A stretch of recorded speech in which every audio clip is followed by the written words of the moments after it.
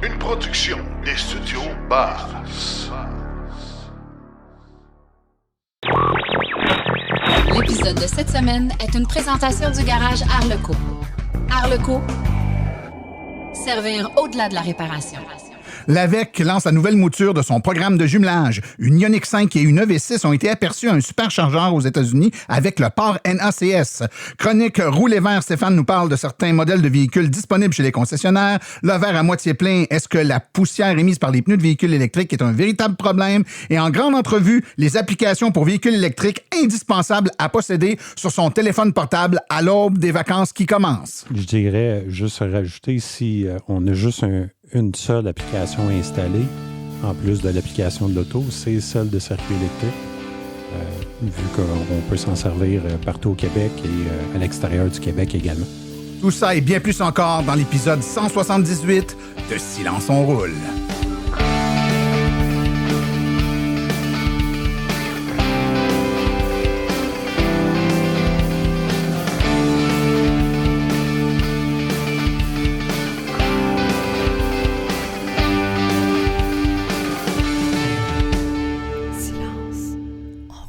Bonjour tout le monde, mon nom est Martin Archambault et c'est avec passion et plaisir que j'anime Silence on roule, le balado dédié 100% aux voitures électriques. Silence on roule est également le fier partenaire de l'Association des voitures électriques du Québec. J'espère que vous allez bien, que comme moi, vous aurez, je pense, bientôt des vacances estivales.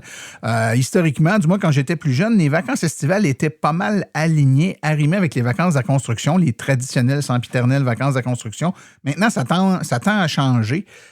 Les gens ont plus nécessairement ne sentent plus l'obligation de prendre leurs vacances là. Puis il fait beau, il faut dire qu'on a du beau temps, du temps chaud qui s'étire un peu aussi dans l'été. Ça va un peu plus loin au mois d'août, voire même septembre dans certains cas, dépendant si on a des enfants ou pas. Donc, écoutez, moi en tout cas, je vais prendre un mois de vacances de Silence on roule. Donc, c'est le dernier épisode avant un retour qui se fera là, à la mi-août.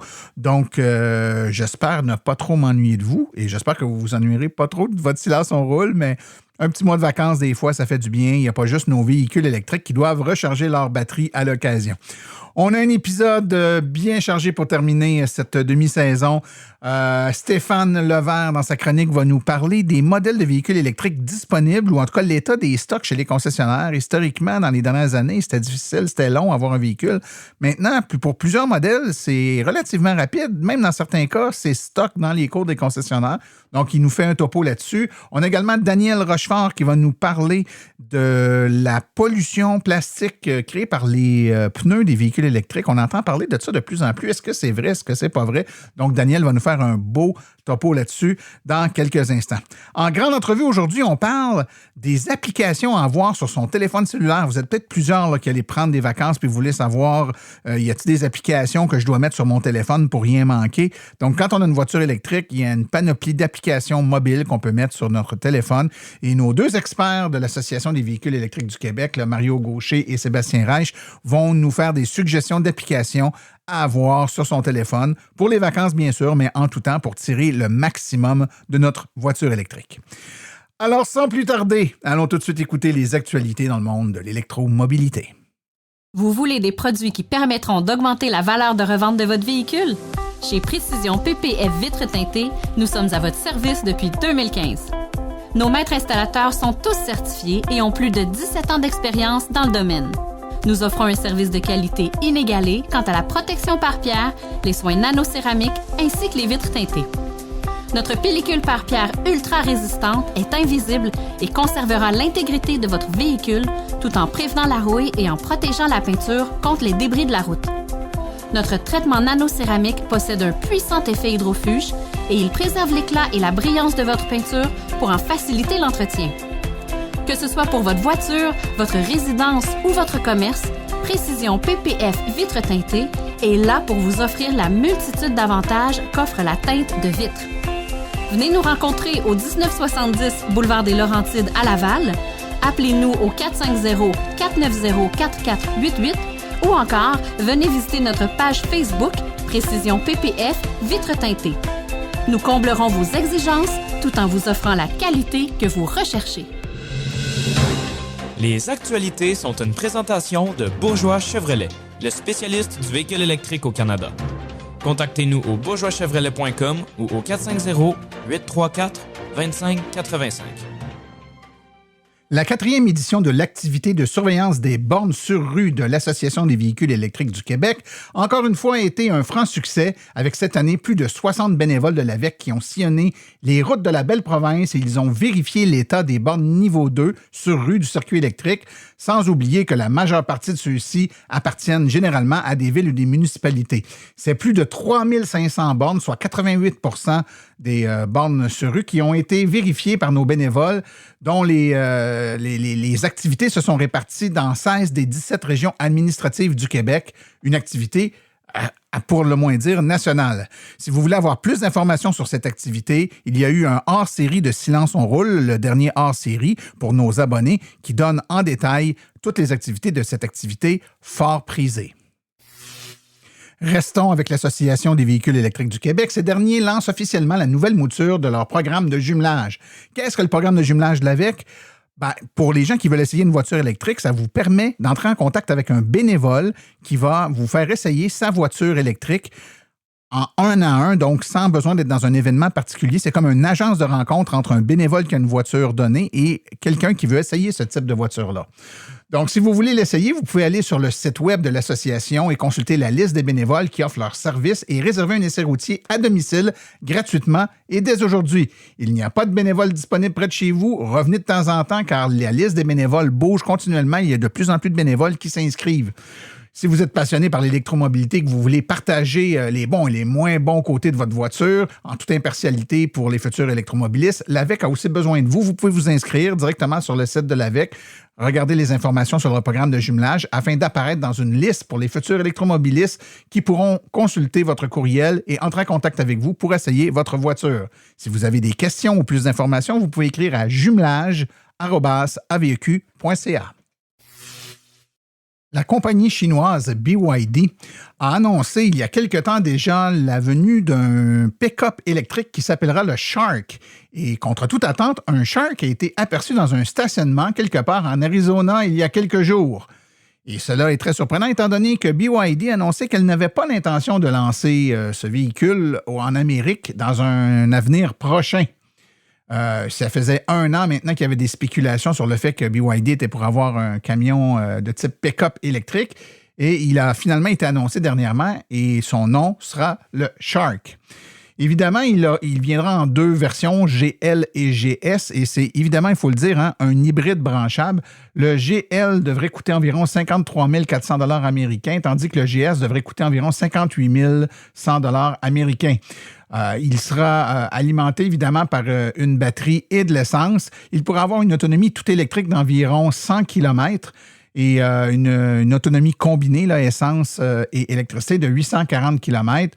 Il est basé sur la plateforme DMO de la compagnie BYD avec environ 228 HP pour le moteur avant et 201 HP pour le moteur arrière. Et on nous dit que selon les spécifications de BYD, là, c'est environ 40 % moins de consommation d'essence qu'un véhicule de type pick-up de taille équivalente. Et il pourra se charger sur des bornes rapides et passer de 30 à 80 % de charge en environ 20 minutes. Il y a quelques jours, une Ioniq 5 et une EV6 ont été aperçus aux États-Unis en train de se charger sur un superchargeur avec un port NACS directement sur le véhicule, donc en n'utilisant aucun adaptateur. Ceci laisse croire, et évidemment, ça a été confirmé par Hyundai par la suite, que les modèles aussi tôt que les modèles de l'année prochaine devraient sortir avec l'option du port NACS, donc le port standard Tesla, sur ces véhicules pour les 2 marques coréennes sœurs, soit la Kia et la Hyundai. On vous rappelle que plusieurs véhicules, plusieurs manufacturiers, voire la quasi-totalité, ont confirmé qu'ils feraient la migration vers le port NACS dans les prochaines années, sans toutefois donner des dates très rapprochées. Plusieurs visent 2025, 2026 ou 2027. La compagnie Mercedes-Benz s'associe avec les Starbucks de façon à installer dans plusieurs des cafés Starbucks aux États-Unis, soit une centaine de points, des bornes de recharge rapides de son réseau de recharge Mercedes. Ces bornes de recharge devraient être déployées au cours des prochaines années et devraient permettre d'installer des bornes de 400 kW dans plusieurs cafés de la chaîne Starbucks. Reste à voir maintenant les modalités d'utilisation et à quel point ces bornes sont accessibles à toutes les voitures et à tous les électromobilistes des États-Unis. Et finalement, est-ce que la compagnie va étaler ce programme à d'autres pays comme le Canada?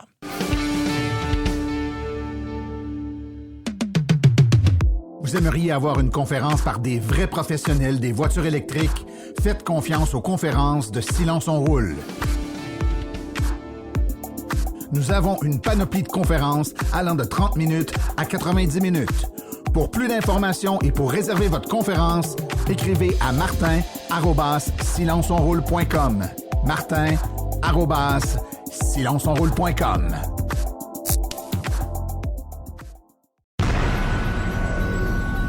La chronique Rouler vert est une présentation de Bourgeois Chevrolet, là où le service à la clientèle et les voitures électriques sont prises au sérieux.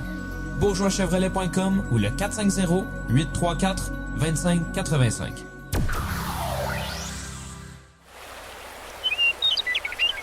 Rouler vert avec Stéphane Levert. Bonjour chers auditeurs, j'espère que vous allez bien. Aujourd'hui, ce que je vais faire avec vous pour ma chronique, c'est d'un peu de regarder comment est-ce que les choses dans la vie, et plus particulièrement pour nous, pour le monde des véhicules électriques au Québec, comment est-ce que ça peut changer rapidement. Donc, on va commencer depuis 2020, évidemment. Il y a beaucoup de choses qui seront passées dans la vie qui ont pu, par la bande, nous impacter. Donc, y aller rapidement, évidemment, en 2020, la pandémie, les usines à l'arrêt, ça retarde les lancements de nouveaux véhicules, de nouveaux modèles. Les gens veulent dépenser dans des produits de consommation accessibles. Les inventaires étaient au plancher. Il y avait pas d'inventaire. Il y avait les listes d'attente. Après ça, les pénuries de semi-conducteurs. Plus récemment, l'inflation avec les hausses de taux d'intérêt. Donc, il y a eu plein de facteurs qui ont affecté le marché de la voiture électrique au Québec. Donc, il y a eu plein de modèles lancés depuis les 4 dernières années qui ont été extrêmement difficiles à se procurer. La disponibilité dans les concessionnaires était vraiment très difficile. Et aujourd'hui, on se retrouve dans la situation où la majorité des modèles qui ont été si difficiles à obtenir, ils deviennent soudainement plus disponibles au Québec. Donc, quelles seraient les principales raisons de cette disponibilité-là? Il y en a beaucoup qui pourraient penser que c'est la demande qui baisse soudainement. Pas vraiment, parce que si on se fie aux dernières statistiques du dernier épisode hors série que Martin a fait avec Fred puis JF, on a encore des records pour les nouvelles immatriculations. Donc, c'est pas le nombre de véhicules qu'on met sur la route qui diminue, c'est bel et bien l'offre qui commence à se rééquilibrer avec la demande.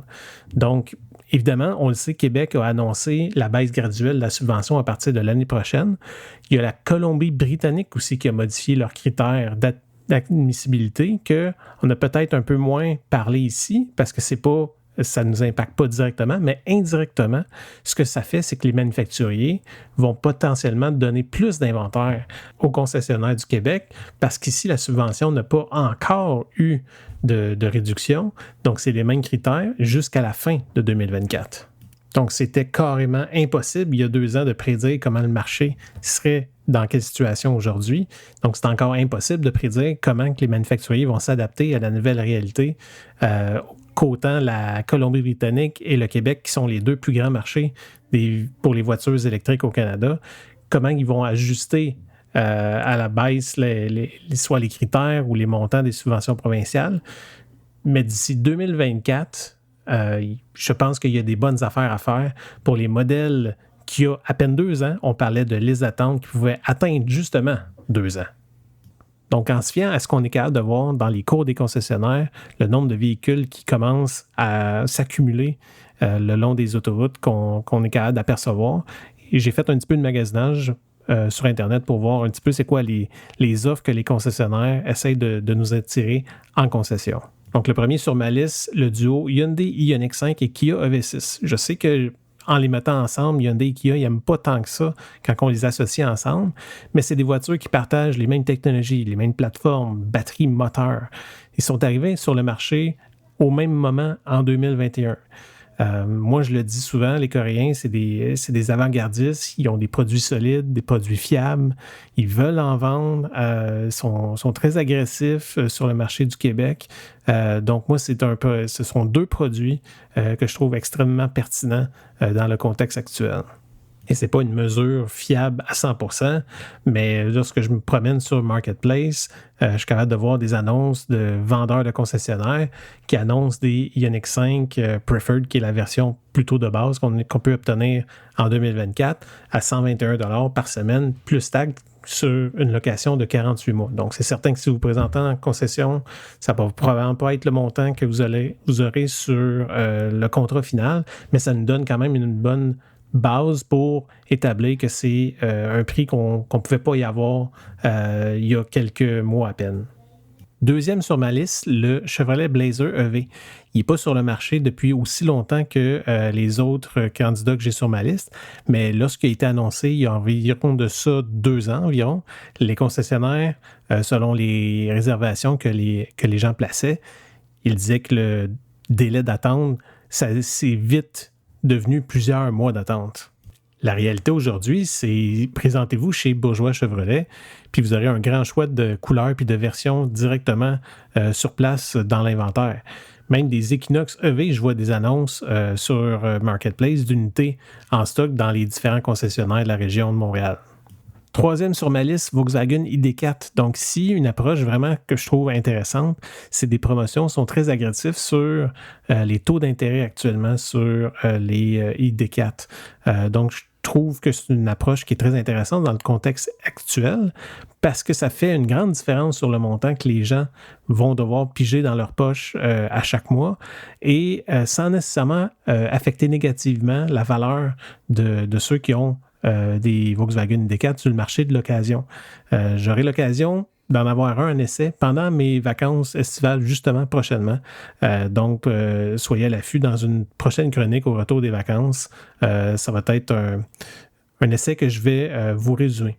Et le dernier sur ma liste, le Hyundai Kona EV. C'est un modèle qui est extrêmement populaire au Québec. Ça monte dans les classements de la voiture la plus immatriculée dans les statistiques de corps en corps. C'est pas le modèle qui avait les listes d'attente les plus longues. Les autres que je vous ai parlé avant, ça a été des listes pas mal plus longues que dans le cas du Kona. Mais j'en parle juste parce que c'est une option, je trouve, vraiment très intéressante actuellement pour ceux qui cherchent une voiture électrique dans un budget un petit peu plus serré. Encore plus avec la disparition de la Bolt EV et EUV cette année et la Soul EV aussi qui est disparue. En 2024, on a eu droit à une nouvelle génération de la Kona que j'ai justement en essai actuellement cette semaine. Donc encore là, ça va être la prochaine chronique au retour des vacances. Donc ça va me faire plaisir de vous en parler des nouveautés qu'on a en 2024 avec le Kona. Donc je vous parlais plutôt de la Ioniq 5 avec des annonces que je voyais sur Marketplace. Ici, on parle d'annonces que je vois passer à 98 $ par semaine plus taxes pour une location 48 mois. Donc en bas de 100 $ par semaine, plus taxes, c'est quelque chose qui peut être extrêmement intéressant et extrêmement alléchant. Donc, profitez du temps des vacances qui s'en viennent. Si jamais vous êtes dans le marché pour vous magasiner une nouvelle voiture, ou parlez-en à vos proches, amis, famille. Souvent, le temps des vacances, c'est plus calme dans les concessionnaires, donc ils seront encore plus contents de vous voir et seront peut-être encore un petit peu plus généreux sur les cadeaux. Donc, c'est ce qui met fin à ma chronique aujourd'hui. Je le dis à chaque année, profitez des vacances et de la pause de Silence on roule pour rattraper des épisodes que vous auriez manqués ou même des hors-séries. Si vous n'êtes pas un auditeur assidu des hors-séries, il y a des épisodes extraits avec des sujets super intéressants. Donc, si vous en avez manqué, profitez du temps des vacances pour faire du rattrapage d'épisodes de Silence on roule. Donc, d'ici ma prochaine chronique, c'était Stéphane Levert qui vous souhaite bonne route des vacances.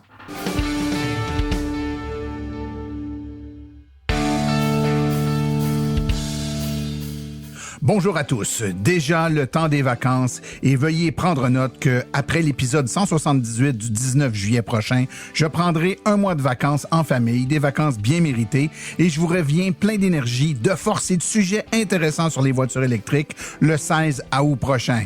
Profitez-en vous aussi pour vous reposer. On se revoit bientôt.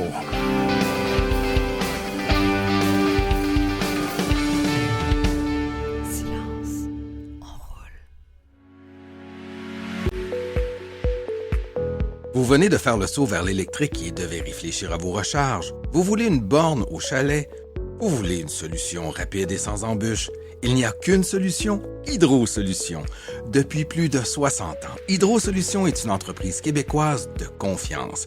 Vous les connaissez pour les chauffe-eau, mais ils offrent également un service clé en main pour les bornes de recharge. C'est définitivement l'avenue à privilégier afin de faire affaire avec une entreprise d'expérience qui s'occupera de tout. Demandez une soumission gratuite et sans engagement de votre part au www.hydrosolutions.com. Une seule visite sur leur site web vous permettra de constater la simplicité avec laquelle vous pouvez entamer une démarche afin qu'ils prennent tout en charge. L'analyse de votre situation, l'installation d'une borne de qualité par un installateur certifié et même, au besoin, le financement sur 24 ou 48 mois. Par la suite, en cas de problème, leur équipe d'experts est là pour vous. Hydro Solutions, leur mission, vous simplifier la vie.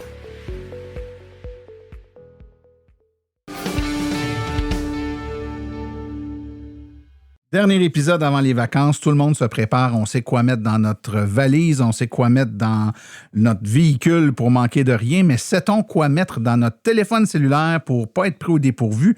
Il y a une panoplie d'applications qu'on peut mettre dans un téléphone pour nous aider quand on a une voiture électrique.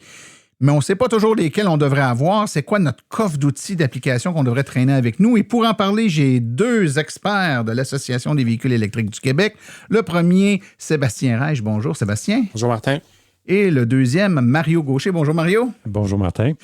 Donc, les gars, on va parler d'applications. C'est quoi les incontournables ou les choses qu'on devrait ne pas oublier de mettre dans notre téléphone cellulaire?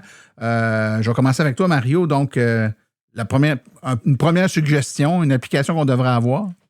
Bien, la première suggestion, c'est l'application, premièrement, de l'auto, qui est nécessaire pour contrôler l'auto, la température, vérifier les niveaux de charge, programmer les niveaux de charge. Donc, si on a une Tesla, l'application de Tesla, si on a une Bolt, la My Chevrolet, etc. Exact. Il y en a des meilleurs que d'autres, mais la Tesla, l'application de Tesla est nettement... En fait, il n'y a aucune application qui s'y approche, là, si vous voulez mon avis. Là, c'est la seule application qu'on a l'impression qui a été développée par des gens en informatique, alors que les autres, c'est des gens qui font des autos, qui ont fait une application, puis c'est pas toujours... En fait, c'est pas que ça marche pas, mais c'est pas toujours réactif. Des fois, ça marche des journées, d'autres journées, ça marche pas. Ou c'est très, très lent quand on lance une commande avant que la voiture mette en application ce qu'on a lancé, alors que Tesla, c'est très réactif. Mais peu importe, généralement, elle fonctionne et c'est bon d'avoir cette information-là. C'est une très bonne suggestion. Et quand les gens ont de la difficulté à configurer cette application-là, il ne faut pas oublier, quand on achète notre véhicule, s'assurer chez notre concessionnaire qu'on a toutes les informations pour démarrer. Donc, peut-être un conseil, si vous êtes sur le point d'acheter votre véhicule, vous assurez quand vous quittez le concessionnaire que l'application de votre véhicule, vous l'avez téléchargée sur votre téléphone, qui est configurée adéquatement et que ça fonctionne bien pour être certain que vous n'aurez pas de mauvaises surprises. Et aussi, est-ce qu'on devrait préciser que ça prend un forfait donné souvent dans les véhicules? Tu sais, des fois, il y a des véhicules que vous achetez, le forfait va durer 1 an, 2 ans. Ensuite de ça, il faut payer pour un service de connectivité dans le véhicule. Donc, oui, évidemment, si on veut contrôler à distance le véhicule, ça implique que le véhicule doit communiquer. Puis, historiquement, je dirais que la connectivité était comme inclus. Là, on a commencé où elle était inclue, mais pour un certain nombre d'années. Il y a de plus en plus de véhicules que la connectivité est très courte durée, quelques mois, pour nous montrer ce qu'on va perdre quand on l'aura pu, pour nous inciter à s'y abonner. Donc, effectivement, il faut faire attention à ça. Ça vient avec. D'autres applications, Sébastien, qu'on doit avoir?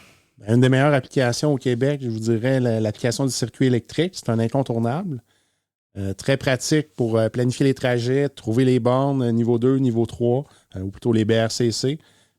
C'est essentiel au Québec, même que l'application du circuit électrique nous permet d'aller un peu plus loin aussi. Oui, évidemment, il y a plusieurs bornes interopérables, donc il y a d'autres réseaux qui ont chacun aussi souvent leurs applications, mais à partir de celle du circuit électrique, on est capable de voir où sont les bornes des autres réseaux et même les démarrer avec l'application du circuit électrique. Je tiens à dire que quand on fait de l'interopérabilité comme ça, donc on utilise l'application d'un réseau X pour démarrer des bornes d'un réseau Y, il y a souvent des frais, un peu comme l'itinérance avec un cellulaire, là, quand on va dans une région du Québec où notre compagnie de cellulaire n'est pas présente, que c'est une autre compagnie, on switch automatiquement dessus, ça va fonctionner pareil. La même chose quand on va aux États-Unis, mais vous avez des frais qui vont vous être chargés parce que vous êtes aux États-Unis puis vous utilisez votre téléphone de Bell, mettons. C'est un peu la même chose. Donc, ça ne vous empêche pas que ça peut être une bonne idée de mettre les applications des autres réseaux, mais ça vous oblige d'installer les applications, de vous ouvrir un compte, dans certains cas, d'y rattacher votre carte de crédit ou de déposer de l'argent. Donc, si vous voulez ne pas vous enfarger là-dedans, surtout que souvent, la recharge publique, on y va une couple de fois par année, puis des gens, ils ne l'utilisent pas très souvent, ça peut valoir la peine de payer quelques sous, le $1.25 pour une borne rapide là, quand on est en itinérance pour être capable de l'utiliser. Donc, l'application de circuit électrique, tu l'as dit, Sébastien, à la fois pour voir où sont les bornes et les démarrer, puis il y a également un planificateur de trajet dedans qui nous permet de se faire guider, de nous dire par où on va passer, puis où sont les bornes sur notre trajet, combien de temps on va arrêter, puis nous donner une idée des délais engendrés par le fait qu'on va arrêter de se charger. Ouais. Là. Il y a même un copilote, dans le fond. Souvent, c'est très pratique. Il ne faut pas trop pitaner sur notre cellulaire. On n'est pas supposé pitaner sur notre cellulaire pendant qu'on conduit, mais le copilote est très pratique pour nous dire le chemin. Si on peut planifier la météo, même le poids de notre véhicule. Souvent, avec la roulotte de l'AVEC, là, on tire avec un F-150, c'est plus pesant. L'autonomie va être moins grande, mais l'application permet de mesurer ça. Je dirais juste rajouter, si on a juste une seule application installée, en plus de l'application de l'auto, c'est celle de circuit électrique, vu qu'on peut s'en servir partout au Québec et à l'extérieur du Québec également. Oui, tout à fait. Puis, on le dit, à partir de cette application-là, on a accès à une multitude d'autres réseaux. Par contre, si quelqu'un décide d'avoir l'application de circuit électrique, il veut se mettre quelques autres applications de réseau, mettons les plus populaires, puis s'ouvrir un compte dans les réseaux les plus populaires, quelle autre application devrait installer, messieurs? Moi, il y a la deuxième application que j'ai sur mon cellulaire, que je me sers le plus souvent, à part celle de circuit électrique, c'est ChargePoint. Il y a beaucoup de bornes niveau 2 gratuites qui nécessitent un compte ChargePoint parce qu'ils ne sont pas connectables à Internet. Donc, ça prend aussi la carte de ChargePoint. Pas nécessairement la carte physique, mais on peut activer la carte virtuelle dans l'application. Dans le wallet, mettons, exact. Sur un iPhone ou le iPhone portefeuille. ou Android. On passe notre téléphone sur la borne et c'est l'équivalent de la carte de plastique. Moi, j'ai circuit électrique, ChargePoint, c'est les deux applications que je me sers le plus souvent. Tu parlais de frais de circuit électrique tantôt. Mais ChargePoint, quand j'utilise les bornes des partenaires de ChargePoint directement, je ne paie pas les frais. Et il y a un petit dépôt seulement de $10. Donc, si on l'utilise souvent, ça vaut la peine. Sinon, on continue avec circuit électrique. OK. D'autres réseaux que vous suggérez de... Réseau Flow est toujours utile, mais je vous dirais... Circuit électrique le couvre déjà, mais pour les bornes de travail, parfois, il y a des gens qui ont des bornes Flow au travail, mais ça peut être intéressant de l'avoir également. Et évidemment, si vous avez une Tesla, l'application de Tesla pour utiliser les superchargeurs, ça vient... on n'a pas besoin de l'application pour utiliser les superchargeurs. On plug et ça charge directement sur notre carte de crédit. Mais il faut configurer dans notre compte, j'imagine, la carte de crédit. Tout ça, c'est fait. On l'oublie. On remplace la carte de crédit quand elle expire. Par rapport à d'autres applications, il y a le réseau Ivy en Ontario qui s'étend de plus en plus proche du Québec, si on veut, et parallèlement à ChargeLab qui est connecté avec Ivy, il commence à avoir des bornes ChargeLab au Québec. Donc, choisir entre Ivy et ChargeLab, j'irai avec l'application ChargeLab parce que l'application ChargeLab utilise les données de ton compte Ivy de toute façon. Tout à fait. Donc, on peut utiliser les mêmes bornes. Et au passage, si vous avez, on l'avait dit tantôt, mais même l'application de circuit électrique est interopérable avec les bornes de Ivy puis tout ça. Donc, même si vous n'avez pas eu le temps de l'installer puis vous allez en Ontario, par exemple. J'en profite pour dire à nos auditeurs qui n'auraient pas écouté l'épisode précédent que dans notre épisode précédent, donc l'épisode 177, on a traité de la recharge quand on n'est pas au Québec. Donc, en Ontario, au Nouveau-Brunswick, aux États-Unis, on a couvert ce sujet-là. Donc, retournez écouter l'épisode 177, ça aura plus de détails sur comment ça marche la recharge quand on n'est pas au Québec. Messieurs, je vous amène dans un tout autre sujet en lien avec les applications mobiles. C'est les applications de répertoire de bornes. Donc, des applications qui nous permettent de voir toutes les bornes, tout réseau confondu. Donc, quand on veut savoir là, où est-ce que je m'en vais, y a-tu des bornes, puis je m'en fous que ça soit du réseau X, Y, Z. Je veux juste voir où elles sont, puis si elles sont fonctionnelles ou pas, puis si les gens mettent des reviews comme quoi elle est brisée depuis 6 mois, mettons, des trucs comme ça. Il en existe quelques-unes. Parlez-moi donc, Sébastien, peut-être, me parler de... Une des plus anciennes, PlugShare, qui est reconnue. Les gens ont commencé à partager leurs bornes, c'est ça que ça veut dire, PlugShare. Ils ont partagé leurs bornes à la maison. Il y a une dizaine d'années, il manquait de bornes. Les gens ont commencé à faire ça. Puis maintenant, de fil en aiguille, on peut voir toutes les bornes de chaque réseau. Cette borne-là, est-ce qu'elle est privée, publique? La vitesse, comme tu as dit, là, si elle fonctionne. Des commentaires, des photos. Ouais. C'est des agrégateurs de réseaux. En fait, c'est que cette application-là, PlugShare, c'est comme si elle avait des rayons X pour voir toutes les bornes de tous les réseaux, puis elle nous les superpose sur la même carte en nous donnant des indications sur les différents réseaux. Donc, c'est une bonne façon de savoir où sont les bornes. Ce logiciel-là, dans le fond, il a été bâti, si on peut dire, par les utilisateurs. Tu sais, c'est vraiment les utilisateurs qui ajoutent des bornes lorsqu'ils en trouvent. Vous allez voir la photo de l'édifice est située en arrière à droite. Vous allez pouvoir vraiment vous localiser puis trouver les bornes. C'est plus facile. Avec les commentaires aussi, la fonction utile de PlugShare, tu peux laisser un commentaire s'il y a une borne qui ne fonctionne pas. Tu laisses le commentaire comme quoi ça ne fonctionne pas. Les autres utilisateurs, après, ils peuvent prendre connaissance de ce commentaire-là et éviter cette borne-là si elle a un score. Parce qu'il y a un score de 0 à 10 qui est appliqué selon les commentaires dans PlugShare. Donc, si le score est bas, c'est une borne à éviter. Ouais, c'est ça. On s'évite. Les problèmes sont optionnels dans la vie. Puis, j'avais fait une entrevue un petit bout de temps de ça avec quelqu'un qui était allé aux États-Unis, je me souviens plus où, puis il disait qu'il utilisait beaucoup PlugShare. Il utilisait 2 applications. Lui, il utilisait PlugShare pour voir où sont les bornes puis lire les commentaires. Puis, il prenait les coordonnées dans PlugShare, il les mettait dans Google, puis là, il regardait quels étaient les commerces aux alentours. Puis c'est comme ça qu'il décidait, je vais-tu là, je vais pas là. Il fallait qu'à la fois la borne soit bien cotée, puis qu'elle soit entourée de commerces, parce que lui, il se branchait, puis là, il allait chercher un lunch ou peu importe. Dernièrement, ils ont mis à jour justement l'application PlugShare, puis ils vous permettent de voir justement les attraits à proximité, la restauration, et même les hôtels.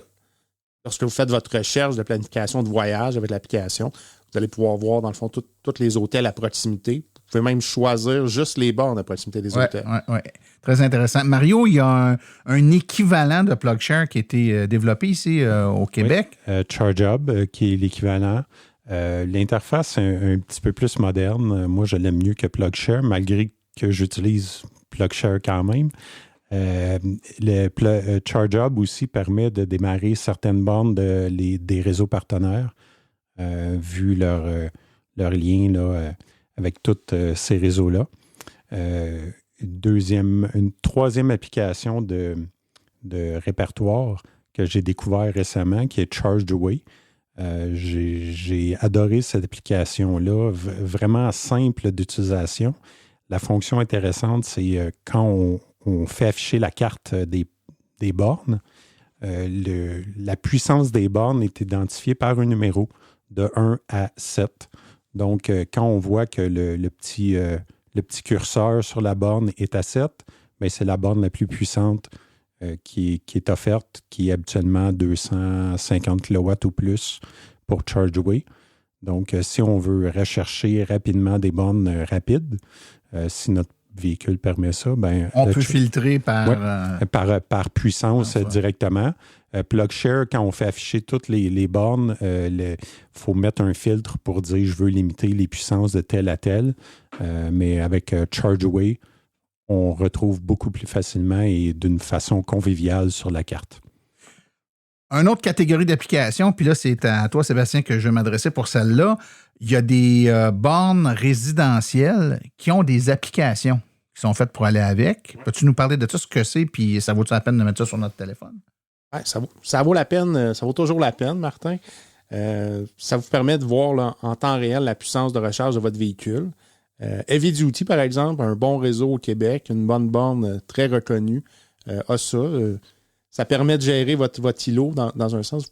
C'est compatible avec îlot d'Hydro-Québec pour arrêter, par exemple, la borne pendant les heures de pointe, réduire votre facturation là, pendant les pointes hivernales, par exemple. Donc, les fonctionnalités de l'application, grosso modo, c'est de démarrer la recharge de la borne, l'arrêter la recharge. Y a-t-il d'autres choses qu'on peut paramétrer? Pour y mettre des contrôles d'accès aussi dans certaines applications.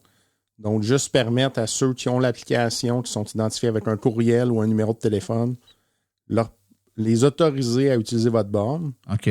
Ça peut être ça si vous êtes dans un lieu public ou à proximité d'eux. Ça, c'est pratique, mais de voir les fonctions, là, c'est plus technique pour les électriciens, là, mais voltage, ampérage, kilowatts. Y a-t-il un défaut avec ma borne? Des fois, vous pourriez avoir des petits messages d'erreur dans votre application. OK. Wallbox ont une bonne application aussi pour ça. Donc, si vous avez une borne il faut que la borne soit connectée, finalement. Ouais, votre borne, elle doit être connectée en tout temps à votre Wi-Fi. Les autres fonctionnalités aussi, ça peut sortir des rapports de consommation. Si vous avez besoin de rapports de consommation pour votre entreprise. Ah oui, ou pour le travail, des fois. Pour le travail. Ouais. Y en a qui utilisent ça pour des locataires, des choses comme ça. Ouais, c'est un très bon point. Donc, une autre catégorie là, d'applications peut-être à mettre sur notre téléphone, c'est l'application. On a une borne intelligente, c'est l'application qui vient avec notre borne. Puis là, ça, c'est toute une autre chronique, là, Martin, mais ça vous permet aussi de partager le courant entre plusieurs bornes. Il y a des bornes qui font cette fonction-là, mais ça vous prend l'application pour connecter les bornes entre elles puis ne pas dépasser la capacité de votre panneau électrique. Ouais. Selon les recommandations du partage de votre l'énergie. Par exemple, si on a 2 bornes ou 3 bornes à la maison parce qu'on a plusieurs véhicules électriques, ben on peut, plutôt que d'avoir un circuit électrique pour chacune des bornes, on peut se partager un circuit. Ou avoir à remplacer son entrée électrique parce qu'on n'a pas assez de... C'est un sujet qu'on a déjà traité, mais c'est un petit bout de temps. Il va falloir qu'on y revienne. On se reparlera là-dessus, Sébastien, parce que c'est toujours un sujet que les gens apprécient beaucoup. Autre catégorie, complètement, on l'a traité un peu par la bande tantôt, c'est les applications, les planificateurs de trajet. Donc, quelqu'un qui veut, je ne sais pas moi, qui part de la région de Montréal puis qui veut aller visiter quelque part en Gaspésie ou qui veut aller visiter la Floride ou qui veut aller visiter l'Arkansas, on donne notre point de départ, notre point d'arrivée, puis ces applications-là vont nous permettre de nous tracer une route tenant compte de la recharge et tenant compte du type de véhicule qu'on a et d'un paquet de paramètres. Peut-être, Mario nous en parlait un peu. Oui, moi, le planificateur de trajet de circuit électrique, je l'adore, hyper simple à utiliser. J'ai fait partie du bêta-test, donc j'ai été un des premiers à l'utiliser au Québec pendant que j'étais en vacances en Gaspésie. Ça fonctionne bien partout au Québec, ça c'est sûr, aussi aux États-Unis. Même quand je voyage aux États-Unis ou en Ontario, je l'utilise pour me donner une idée à quel pourcentage de charge va être rendu à distance et quelle borne de réseau compatible qui est en chemin. J'utilise pas nécessairement les suggestions de bornes, mais ça nous donne une excellente indication parce qu'avec les données que Circuit électrique a sur les autos, les courbes de charge et tout, le pourcentage pour ma Tesla et mon Kona, quand il nous dit « tu vas arriver à 15 », c'est pas mal souvent 15. Faut savoir que ces applications-là, d'une part, apprennent. C'est-à-dire que quand il prédit que tu vas arriver, mettons, à 15 % à une borne, puis que tu te branches, puis que le réseau voit que tu n'es pas à 15, là, il dit « oh, j'ai été trop généreux, pas assez généreux », et il y a un learning curve. Donc, la courbe du véhicule, les vraies courbes de recharge, ça démarre toujours avec la courbe que le manufacturier annonce. Mais plus ça va, plus il y a des gens qui l'utilisent, plus l'application apprend et se calibre avec les vraies courbes. Et l'autre élément, c'est que dans le cas, par exemple, de celle du circuit électrique, le réseau sait en temps réel telle borne à tel endroit, le pic d'utilisation un mardi, c'est à telle heure. Donc, si toi, tu vas passer là à cette heure-là, c'est possible que le planificateur t'envoie ailleurs, sachant que statistiquement, les probabilités que tu arrives et que les bornes soient occupées sont plus grandes à un site A plutôt que le site B. Donc, il va tenir compte de toutes ces données-là. Fait que c'est pas juste comme Google qui dit quel chemin prendre là, en fonction de le chemin le plus court. Ça tient compte du vent, de la température, de l'autonomie du véhicule. Si tu traînes des bagages, tu peux même rentrer le poids supplémentaire que tu as mis sur ton véhicule puis les trucs qui vont prendre dans le vent puis qui vont réduire l'aérodynamisme. Donc, c'est des outils très, très, très performants. Il y a Circuit électrique, donc, en a un intégré dans son application, mais il y en a un très populaire dont on parle beaucoup, qui s'appelle ABRP. Je ne sais pas si vous pouvez m'en parler un peu. A Better Route Planner, c'était mieux, c'est en anglais, mais c'est... ABRP veut dire A Better Route Planner. C'est ça, exactement. C'est pratique. Je l'ai utilisé quand j'étais allé dans l'Ouest un petit peu pour valider, si on peut dire, ce qu'on voyait avec le planificateur de trajet de Tesla.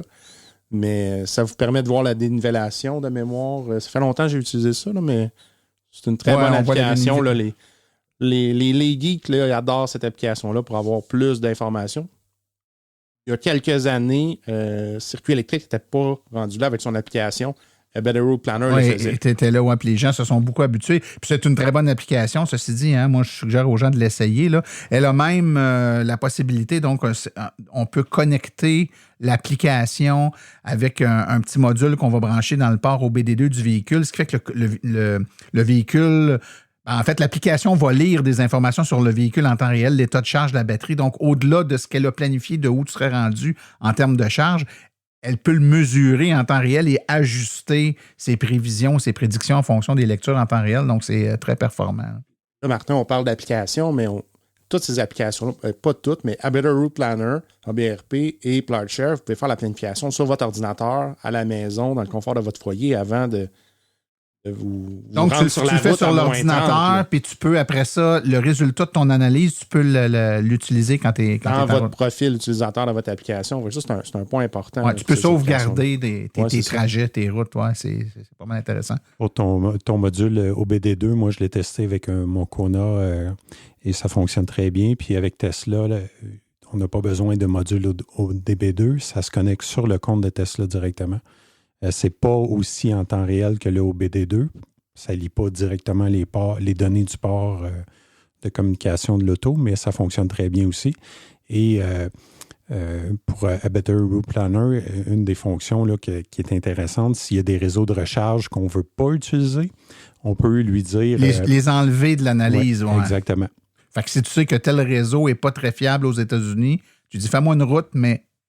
Oui. Envoie-moi jamais sur tel réseau. S'il y a juste cette borne-là en chemin, il va te la suggérer, mais s'il peut l'éviter, il va l'éviter. Écoutez, messieurs, on a fait quand même un survol rapide, mais quand même assez détaillé de plein d'applications qu'on peut mettre sur notre téléphone. Moi, je fais juste vous dire que sur le site web de l'AVEC, c'est important là, que vous preniez ça en note. Je ne sais pas si vous avez les gens qui nous écoutent, souvent ils nous écoutent dans leur auto, là, c'est plus difficile de prendre des notes si vous êtes à la maison. C'est correct, mais vous avez accès à toutes les applications dont on a parlé. Ça va se retrouver sur le site web de l'AVEC. Il y a une section guide. Donc, quand vous allez sur le site aveq.ca, il y a une section guide. Dans guide, il y a une sous-section qui s'appelle outils. Vous allez aller là-dedans et vous allez avoir des liens qui vont vous permettre de voir la liste des applications dont on a parlé dans la présente entrevue. Et avec des hyperliens pour aller sur le site et les télécharger directement, là, que ce soit la version Android ou la version Apple. Donc, vous allez pouvoir aller chercher ces applications-là, les installer sur votre téléphone sans aucun problème. Messieurs, on a-tu oublié quelque chose ou on a fait le tour? Y a-t-il une application que vous voulez parler? Vas-y. Moi, j'en ai une. Oui. C'est beau, on parle de la planification de recharge, là, mais laver son auto, Need Car, une application québécoise. Oui. Ça vous donne accès à tous les garages, les lave-autos dans le fond de garage. Vous n'avez pas besoin de sortir dans la station-service, puis vous pouvez rentrer directement là, avec votre code. J'ajouterais que le prix qu'on paye pour les lavages, des fois, c'est moins cher que le prix que ceux qui mettent de l'essence avec le rabais. Ouais. Donc, c'est une application qui permet de voir des lave-autos. Vous connectez votre compte, vous avez un compte là-dessus là, avec votre carte de crédit puis tout ça, puis vous démarrez le lave-auto à partir de l'application. Donc, vous n'avez pas besoin d'aller en dedans, acheter un lavage. Vous l'achetez directement avec l'application. Ça vous montre un code que vous entrez que vous punchez là, sur le lave-auto. Et effectivement, c'est souvent, même très souvent, moins cher que le prix d'un lave-auto pour quelqu'un qui a fait le plein d'essence. Donc, ça coûte moins cher d'utiliser l'application que de ne pas l'utiliser finalement. Fait que si vous lavez l'auto quelquefois par été, là, ça vaut la peine. Donc, Need Car, c'est développé au Québec. Oui, c'est une très belle ça marche très bien. Messieurs, Mario Gaucher et Sébastien Reich, merci beaucoup de votre présence aujourd'hui. Puis bonnes vacances. Assurez-vous que vous avez toutes vos applications sur votre téléphone. Absolument. Merci, Martin. Merci.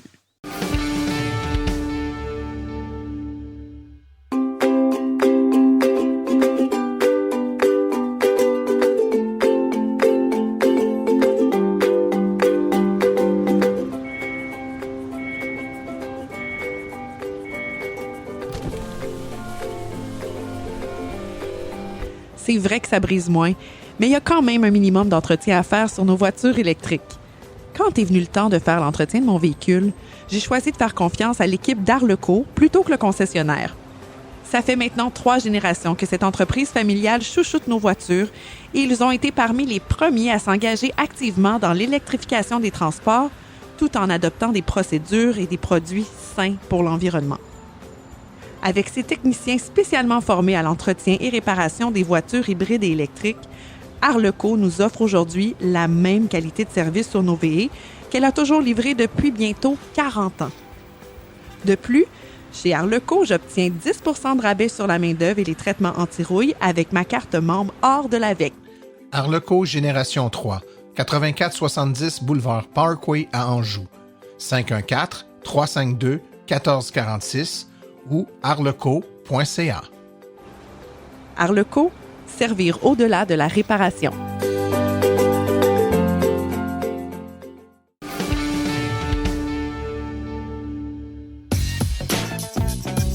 La chronique Le verre à moitié plein est une présentation de Roulon électrique, une campagne du gouvernement du Québec coordonnée par Équiterre. Pour en savoir plus sur toutes nos activités, visitez le site internet roulonelectrique.ca.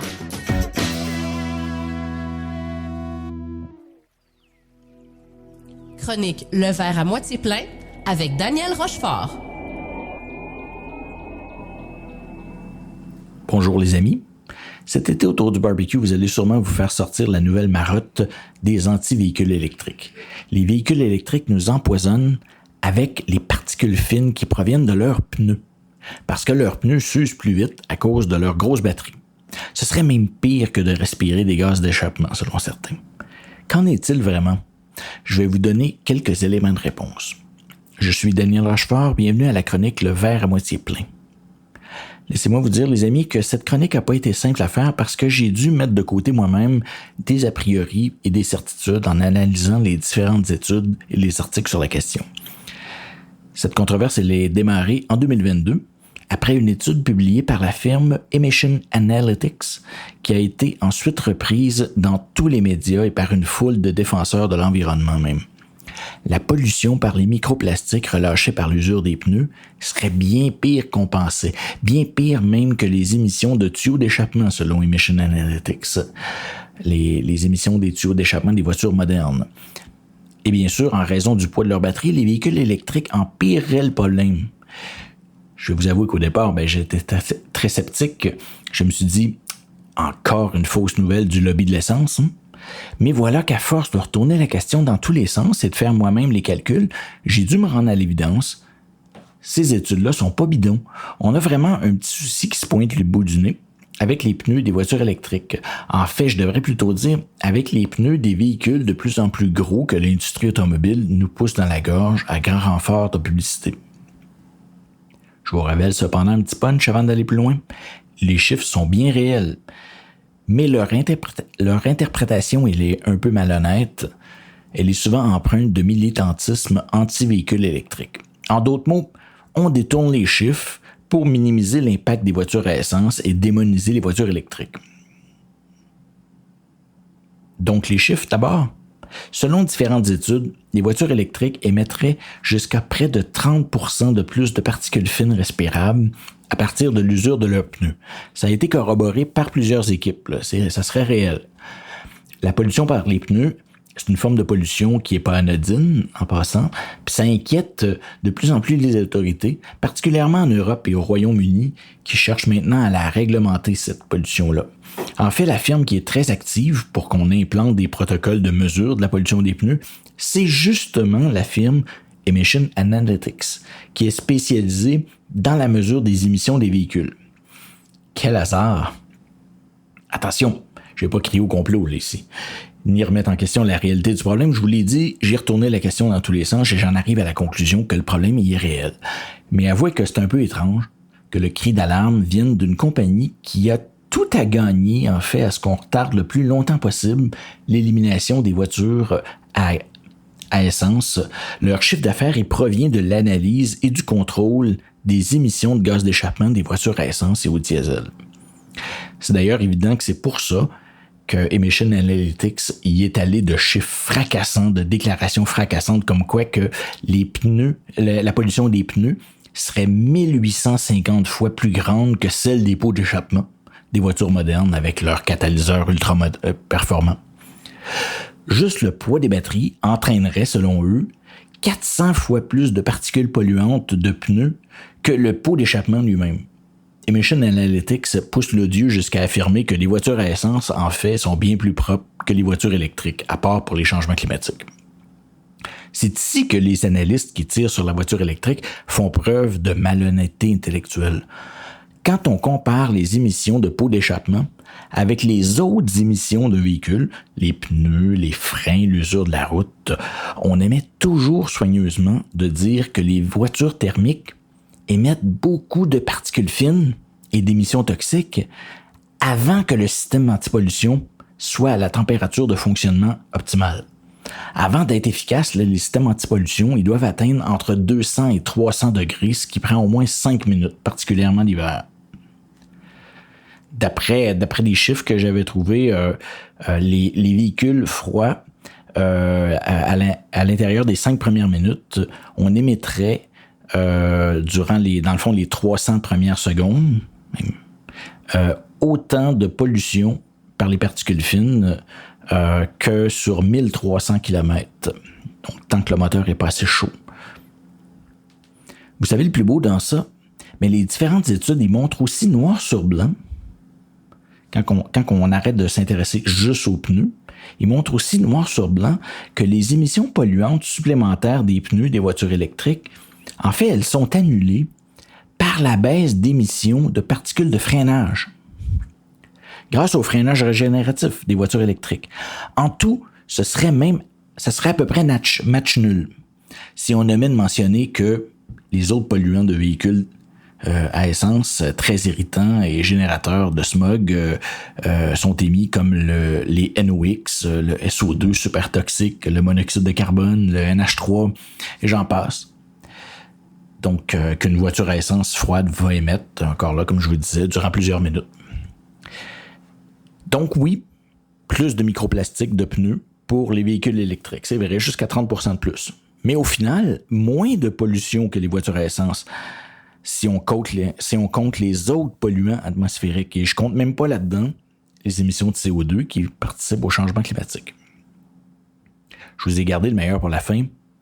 Je vous ai parlé depuis le début là, de pourcentage. J'aurais pu vous parler aussi de milligrammes par kilomètre. Ça vous aurait absolument rien dit. Qu'est-ce qui arrive si on met ça en perspective avec les autres sources de pollution atmosphérique, les autres sources de particules fines? J'ai fait l'exercice grâce à l'inventaire québécois des contaminants atmosphériques. Je vous mets le lien en description. Et j'ai comparé avec, mettons, un scénario hypothétique où toutes les voitures à essence du Québec deviennent des voitures électriques demain matin. Là. Oh, surprise! Le surplus de pollution par les pneus des voitures électriques, en fait, ce serait des peanuts.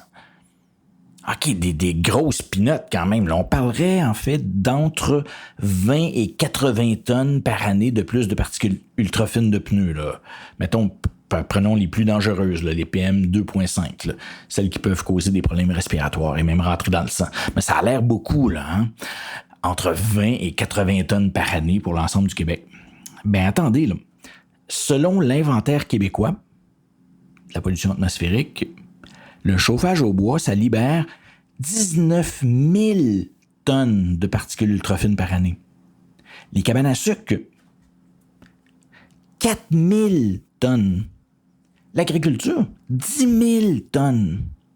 Les transports at large, là, en brûlant des combustibles fossiles, 3 700 tonnes. Le pire, c'est les routes non pavées en région. C'est 51 000 tonnes de particules PM2.5. Bref, vous avez ici encore un exemple de tempête dans un verre d'eau qui sert encore d'argument à ceux qui voudraient qu'on brûle le plus longtemps possible du jus de dinosaure. Ça ne veut pas dire qu'il ne faut pas essayer de trouver des solutions au problème des microplastiques, là. C'est réel, les microplastiques. C'est réel, la pollution qui est générée par les pneus en microplastique, puis ça contamine la terre et les cours d'eau. Mais en fait, c'est un problème mineur parmi l'ensemble des autres sources de pollution atmosphérique. C'est un problème qui concerne en plus tous les véhicules routiers, particulièrement les gros véhicules avec leur poids plus grand et leurs pneus plus gros, qu'ils soient électriques ou à essence. Bref, la pollution plastique des pneus, la pollution par microplastique des pneus, mais c'est pas une raison pour s'empêcher de passer à l'électrique. C'était le verre à moitié plein. Merci de votre écoute et bon barbecue. Une autre source de particules fines dont on devrait se méfier d'ailleurs, mais c'est tellement bon.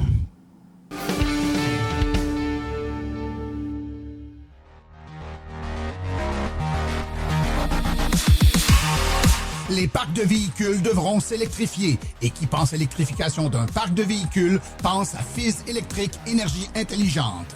Voilà une entreprise qui prêche par l'exemple. Elle est elle-même une entreprise zéro émission avec sa flotte 100% électrique.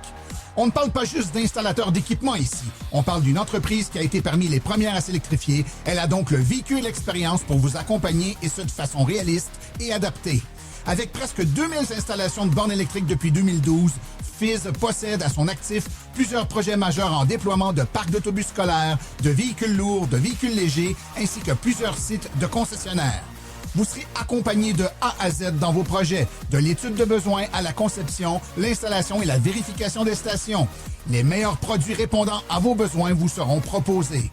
Détentrice d'une licence de maître électricien délivrée par le CEMEC, d'une licence RBQ d'entrepreneur général et d'une certification MERN accompagnateur en gestion de l'énergie et électrification d'un parc de véhicules, ne perdez plus de temps, c'est Fizz et son équipe qui s'occupent de vos travaux. Contactez le FIZ2.ca ou par courriel info@fizz.ca.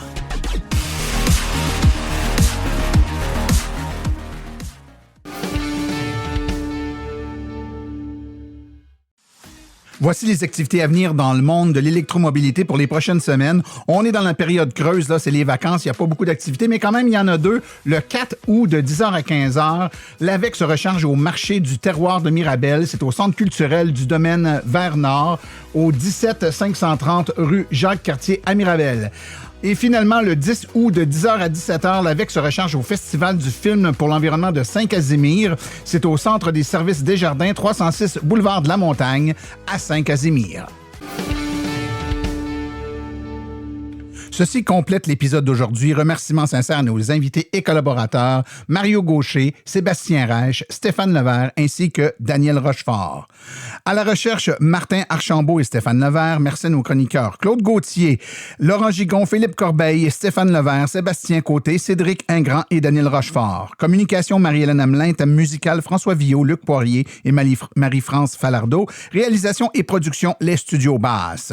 Un merci tout spécial à Arloco, notre commanditaire principal, ainsi qu'aux autres annonceurs qui rendent l'émission possible. Hydro Solutions, Précision PPF, Vitres teintées, Fizz Électrique, Bourgeois Chevrolet, Création L'Escarmot, UAP Napa, Taiga Motors, le groupe Énergie Canada, Roulon Électrique, ainsi que l'Association des voitures électriques du Québec. La reproduction est permise, mais nous apprécierions en être avisés. Les questions sur le balado doivent être adressées à martin@silenceonroule.com et pour l'information générale sur les voitures électriques, visitez plutôt le www.aveq.ca. Vous avez également accès aux archives de tous nos épisodes ainsi qu'à notre boîte vocale directement sur notre site web au silenceonroule.com. Mon nom est Martin Archambault et d'ici le prochain balado, j'espère que vous passerez des bonnes vacances, que vous vous amuserez, vous reposerez, chargerez vos batteries et attraperez également la piqûre et direz vous aussi, silence, on roule.